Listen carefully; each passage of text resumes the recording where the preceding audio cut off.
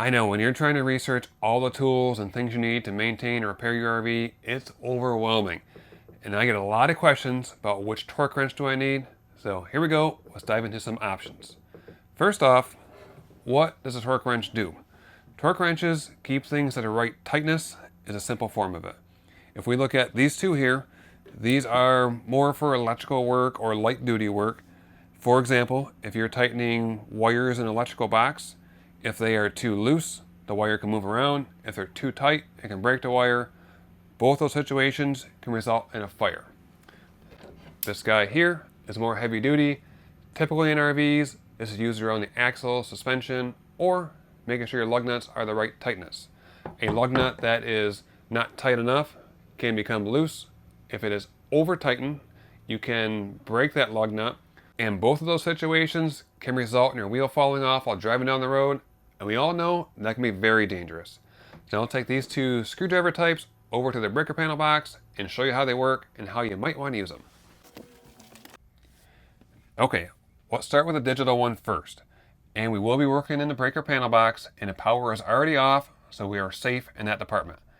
Now, to know what torque setting you need to go to, if you read the back of your breaker panel box, you can read down here, find the section you're working on. Right now we're on this type of wire, this terminal bar, so 25 inch-pounds is our rating.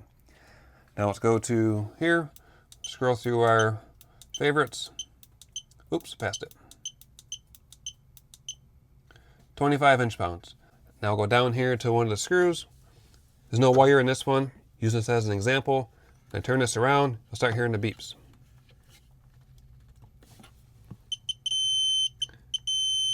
So solid red, that's tightened to 25 inch-pounds.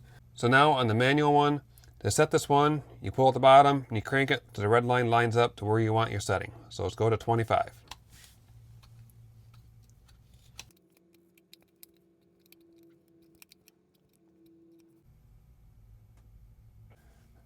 Okay, we're set at 25 inch-pounds. Now let's go back to that same screw that we tightened the last time.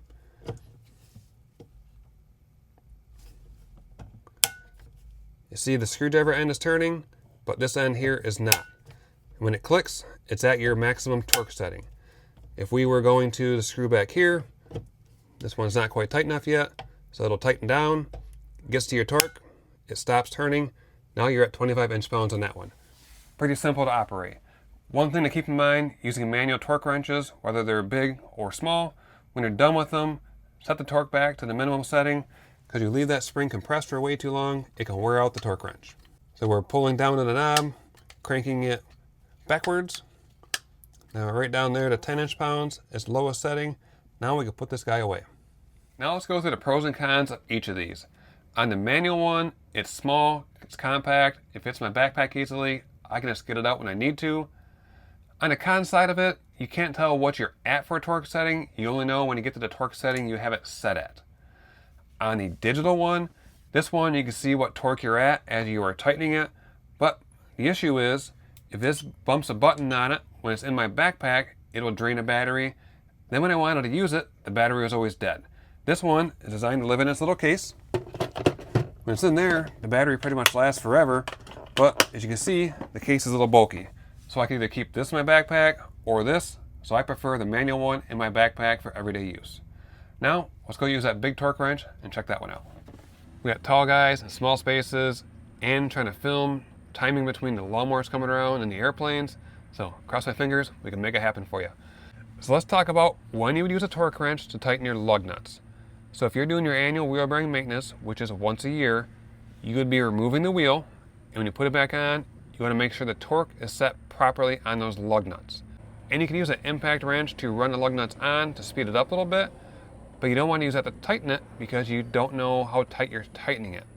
Your final torque setting should be with the torque wrench, and make sure you're putting it at the manufacturer's recommendations. In this case, 1/2 inch lug nuts is 100 to 120 foot-pounds, so we're using right in the middle at 110 foot-pounds. So now let me show you how it works. I'm going to reposition a little bit here. The sun's glaring. Let's come over here, Erica. There we go. You can see what the numbers are on here, and the little line drops down. The center line is where your torque setting is at, and you got to follow the line from the number. So zero's right here in the middle, and there's actually 2 zeros on here. If we crank this around, you see there's another 0. So 1 revolution is 20, but we'll just go up here to the number, keep cranking.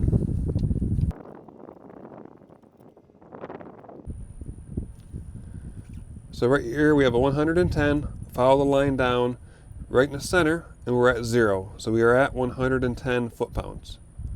Can you see it there? Now, let me just show you, let's say you wanted to be 108 foot-pounds. We crank this backwards, and our 8 is lined up in the center. We're just below the 110, so that's 108 foot-pounds. So let's go back to 110, come down here to the bottom of it. If you tighten down this little knob in the bottom, that locks that in place, so that way it's not going to move when we use it. Now, I'm just going to show you on one lug nut to show you how it works. If you are tightening them, when you look at those manufacturer's recommendations, they will give you a pattern to tighten them, and that's different between 8 lug nuts, 5, 6, 4. So look at what you have on your wheel and verify that's the correct pattern you're tightening them. You always want to do a star pattern, like alternate from side to side. Never go around in a circle when you're tightening your lug nuts. Now when I push this down, when it clicks, it's at 110 foot-pounds. Now I know this wheel or that lug nut is at the right tightness. Let's go back inside and get some frequently asked questions. Now I know this video isn't a complete how-to on using a torque wrench, tightening lug nuts, electrical connections, and all those things. It's a brief overview of how they would work and if you would want to use one. Typically, a traveling RVer would have a torque wrench for their lug nuts to make sure things are tight during their pre-trip inspection of their RV. If you're an RVer that's doing regular maintenance of checking electrical connections, that's where the screwdriver ones come in handy. And now for the first frequently asked question. What's the difference between inch-pounds and foot-pounds? There is 12 inch-pounds in 1 foot-pound. And these guys are all rated differently. This one goes up to 150 foot-pounds, where these ones, they're rated in inch-pounds, but they go up to around 5 foot-pounds. So these small ones are light-duty, and this big one is heavy-duty. And the next frequently asked question is, do they make the big ones in digital versions? Yes, they make digital in heavy-duty, light-duty. They even make ones that are heavier than this, and some in between these and the screwdriver ones. After watching this, I hope you can see why you need different torque wrenches for different jobs. And if you want more helpful tips like this, check out our RV education page on our website for more resources and videos.